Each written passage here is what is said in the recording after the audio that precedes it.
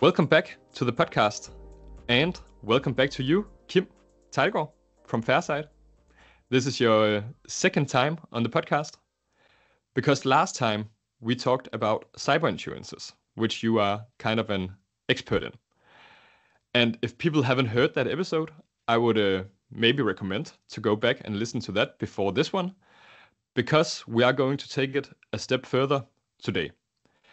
In the first episode, you mentioned that you normally ask companies for about 20 to 50 questions to make sure that the basic cybersecurity is in place before you go out and seek insurances. And we have heard from some people that they're quite curious about what are those questions? What does they look like? What is the basic cybersecurity? So we are going to dive into some of those today. We don't have time to go through them all, but they are in 5 different groups, so we will talk about those and maybe come up with a few examples. But before we jump into that, since the last time you were here, there's been a breakdown. It's the CrowdStrike breakdown. And I don't think we need to explain what that is. I think most of our listeners know what it is. But you have seen, Kim, that there's been some confusion about, does cyber insurances and other insurances cover a breakdown like that? And that's kind of interesting because a lot of press has said, no, it doesn't. But maybe you can start by also just giving some input on the whole CrowdStrike. Yes. Thanks, Anders, and thanks for having me back here in this podcast. Yes, I also noticed that much of the press stated that insurance companies don't cover incidents like CrowdStrike. But it doesn't. This is not for all insurances. Actually, there's some cyber insurances that do cover this, and we will go into details today how these cyber insurances cover breakdowns like CrowdStrike. This is very interesting because most companies use cloud solutions today and can be very dependent on this in their own production. Yeah, and can you say anything about who does and who doesn't cover an insurance like that? Or a case like that, I guess it's called. Yes. So I will not be specific here today. You have to ask your own insurance advisor or insurance company whether you are covered or not. But on general level, some in many insurance companies, you can have this as an add-on. You can have it's called a business interruption. It can be contingent business interruption that you add to your cyber insurance. Okay. Because what happened with CrowdStrike was that it was an error at your vendor. It was not a cyber attack to CrowdStrike, but they made what we call an administrative error. And then this, of course, is what we in Danish called afledt driftstab. Because of the problem with CrowdStrike, it had a consequence on your company's production. So if you have contingent business interruption and you have what we call administrative error included in your CrowdStrike, in your insurance, cyber insurance, then there's a good. I think you could be, maybe it would be included in your insurance. Okay. And this is very relevant because this is not only CrowdStrike. This can be any cloud supplier that you have. So this is of course very interesting to find out whether this is relevant for you or not. Yeah. So it's what you're saying is it's an add-on. So if you are really heavy dependent on suppliers, cloud suppliers, then it can make sense to add that to your insurance. Yes, we will come back to look at the whole risk perspective. And of course, first of all, you should look into the contract, the agreement that you have with your vendor to see, am I covered? If you use some vendors, you can have much of this covered in your contract with them. That if there's a business interruption, you can get money or reduction in the cost for that. But for these very worldwide large companies, it's very difficult to have that in the contract with them. This is, of course, the same with Microsoft and others. So for that, if you can't get the vendor to have that insurance, you need to look into whether you should have it. Yes, but I think that's interesting that the press has been wrong about it and just saying you can't have an insurance because you can. So that's definitely something to take with you out there if you're looking into cyber insurances. Exactly. To look into and what do you actually need. Yes, and I would add a few of the insurance companies have actually been out and stated this, but I haven't seen that in the larger papers. Only the ones telling that it was not covered. So yes. Yes, so that's corrected now. Yeah, in our podcast. Exactly. Good. Let's see if we can make the major papers with yes. It. And if I can add one more thing, so what is typically covered is then the business interruption. So that means if your system is down or production is down based on a vendor's that is down, then you can get compensation typically after a waiting period. It could be 18 or 24 hours. And then if you're still not back into production, you can start to get compensation. In some insurances, you get it after, for instance, the 24 hours. For others, it's a trigger. So if you have 24 hours where you're down from production, then you will start to get the compensation from the first hour. In other, it's 48 hours. And then you will continue to get the coverage until you're back in production. Maybe there's a limit on some months, but besides that, yes. Nice. So it's a little bit like adding on that you do extreme sports in your personal insurances. You have to see, does it make sense for you? And if it does, then it can be really valuable because it can be expensive to have a breakdown like CrowdStrike. Yes, that's right. And that maybe we should then move a little into the checklist, because that brings me into what we talked about, Anders, about the analysis, the total cyber risk analysis. Do you need an insurance, or do you have a buffer so you don't, and is your preventive work good enough? Yeah, but let's do it. So last time we did it like really helicopter view on what you need to think about before having a cyber insurances. So today, as mentioned, we're going to dive into the questions that you need to be able to answer before getting in cyber insurance. So let's go into those 5 groups with a lot of questions in them as well. Yes. Could I take it one step back and just because one way is, of course, to look directly to the questions, but for many companies, a good, especially mid-sized company, a good pragmatic way is to use some kind of maybe scenario-based risk analysis, because that's a pragmatic way to go into and look at the most potential incidents that can happen. If you already have a contingency plan, maybe you have a list of what could happen, what are the incidents that you have identified that could happen. But if not, then you could sit down with relevant people and make the list and try to come up with what is the potential consequence if this happens, and what are the likelihoods. It's not easy, but the process itself is, of course, very valuable, and many companies do this regularly. But I also see some mid-sized companies that don't do this often enough. Yeah.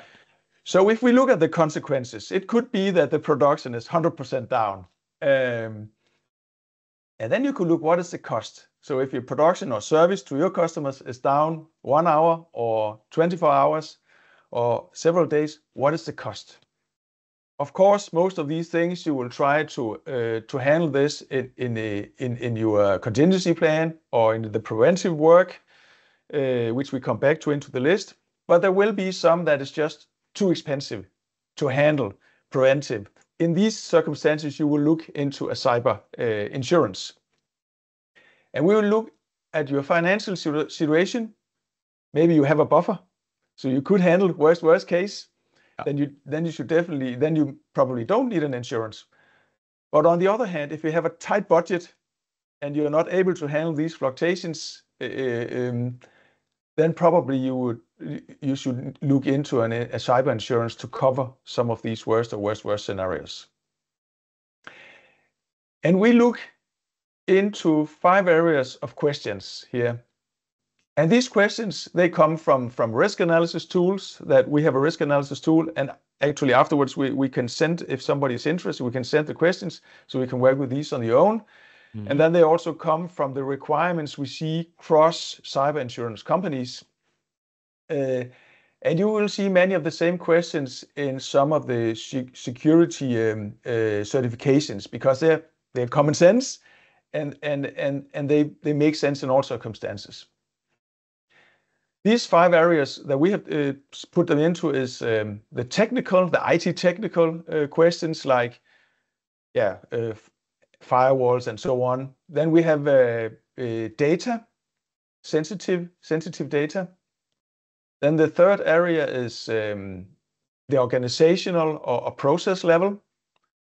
The fourth level is the financial point of view. And then the fifth is the surroundings, the industry, and your history. So should we just take them from the top and then start with the whole IT part of it? Yes. So in the first, the IT,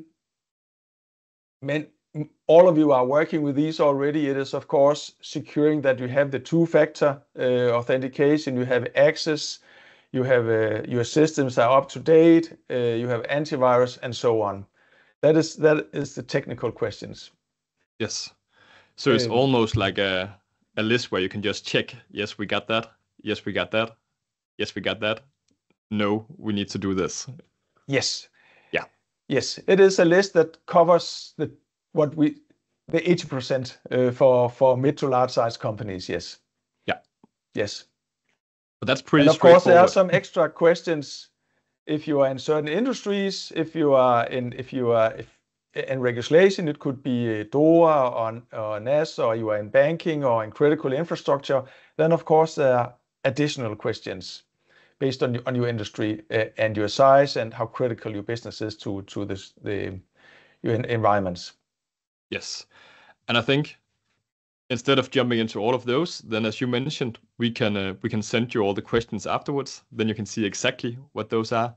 Yes. And then maybe we should go past it and go to the data point as the next one. Yes. This is about your data. So do you have sensitive data? How much, how sensitive are they if they get out, and to whom? So is it personal data, or is it secrets or business information, or what is it? So we look into the data, how much data, and how much damage and harm they can do if they get out. And then, of course, we look at the protection around the data. So how are your policies to protect the data and delete the data when they're not needed anymore, and handle them with care? So these are the questions around the data. Okay, so it's both a question about what kind of data you got, how sensitive it is, but then also the processes about how you handle it. Yes. And then the third group is like what did you call it, the organizational part? Yes, organization and also the process. Yes. And so one of the first things they're checking is do you do awareness training of your employees, because that is a big problem in many places, that external get in because of human errors. So awareness training is of course very important here. But then we look again into the processes, the maturity of the organization. Do you have a contingency plan? Is it used? Is the management behind this and approving this? And then we look into regulations, like NIS2 or DORA or other that you have to apply to. So these are some of the basic questions within organization and the process area. Yeah, but I guess it becomes a little bit more difficult here when it comes to processes, both with the data and the organizational part, where with the IT question it's like, yeah, we got that implemented. But what is a good process? Is it just that there is a process in place, or do you also go in and look at, do they actually follow this process? Are people doing these things? Or where is the level on that? Yeah, that's a good question. So in my business, we just ask if these things are in place. We don't control it. And then other businesses help to make sure that they are actually implemented in the organization. But it's easy for us looking from the insurance business. If there's a certification like an ISO certification, then we know, okay, this has been certified by a third party that your process is ISO approved. Yeah, so that can be a benefit yes. to have some kind of certification. Yes. Yeah. So, and typically especially for mid-sized companies, it's the management sign that we have these processes in place. And then we say, okay, that's fine. Then we can base our recommendation on insurers based on that you say this is how it is. Okay. So we don't go, from our side, we don't go more into details here. No. So in this, it's more like the groundwork. Have they thought about it? Have they built these processes? And then that's good enough for now, at least. No, it's good enough that they say they are using it from our point of view. Yeah, exactly. It also have to be a part of the everyday work, of course. But yeah. we don't audit that they're actually doing it. No. Yeah. Makes sense. Yeah. Let's jump to the fourth group then, yes. the financial part. Yes. And we covered some of these questions in the beginning when I talked about risk analysis. Because how much risk can you handle? So looking into the financial consequences, as I mentioned before, and what is the maximum risk that you can handle? And that, of course, varies over time and in different business areas. So maybe it's not just one point of view, but it can vary over time and from business area to business area. And then we go into how should you actually be covered. I mentioned maybe you could have you could get some money back after 24 hours or 48 hours. Maybe it could be up to a certain limit, or maybe after a certain limit. So there can be different way to financially put this together so it fits with your business, with your financial situation. Yes. And here it's also very important to look at the agreements you have with your vendors and with your customers. So do you have vendors where you can see that they are providing the protection? Can you ask your vendors to have the insurance in place so that you don't need to be insured in these areas because the vendor is insured? And on the customer side, how can you limit what you need to provide to your customers? That is, of course, so a great work here is to look into your standard agreement with your vendors and with your customers. Okay, but then it also becomes kind of complex because now you can't just handle it at your own desk. Now you also have to talk to your vendors and make agreements with your customers. Yes. What we typically do from our side when we do this assessment, we look at the standard terms and agreements with your vendors and with the customers. And then we try to identify what are the large variations or the large exceptions. It could be a special customer where you have a large liability that you have to live up to and have to insure it. And the same on the vendor side, that can be that you are very reliable on a specific vendor, and then we go into that agreement specifically. Yes. Yes. And now you mentioned that this also fluctuates, like it changes over the years. Do you also recommend like revisiting these questions and getting back to your cyber insurance after a year and then seeing, is it still relevant with these numbers, or do we need to recalculate it? Yes. So definitely, especially with cyber insurance, because the conditions from the insurance companies vary a lot because it goes up and down. 2 years ago, it was much easier to get an insurance, a cyber insurance. Today, there are many more requirements, and it's also more expensive because of the situation around us. So it changes a lot. So you should definitely review the insurance part every year. Your internal processes have to be reviewed more often than that. Yeah. That is, yeah. So you're quite right about that. It varies a lot. Yeah, so it's not a one-time thing. No. Yeah. It's a continuously process. Yes. Yeah. If you and also how your history is. If you have had as a company a good year without accidents, without any problems, or 2 years, then you can also go back to the insurance company and maybe negotiate better terms, because now we have proven that you can actually handle this by yourself. That's a good point as well. Yes. Then we have the last group, and you call that the surroundings. Yes. Yeah. So this is about what's around us. So the industry that you are in, the general threat level, the legislation that there can be. There are legislation like NIS2 and other that is coming to Denmark later year that covers some companies, but also some of the companies vendor, they have to look into this.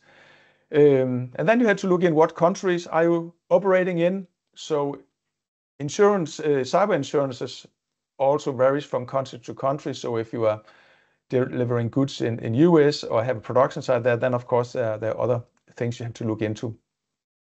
So that is the surroundings, and then a little about your history. What is your incident history? Have you had any incident the last 3 years or not? And how have you handled it? That's also interesting. Yeah. Yes. So that's just like a car insurance, that if you crash a lot, then it will be more expensive in the future. Exactly. Yeah. But that's the 5 groups. Are there anything else we should add on when summarizing it?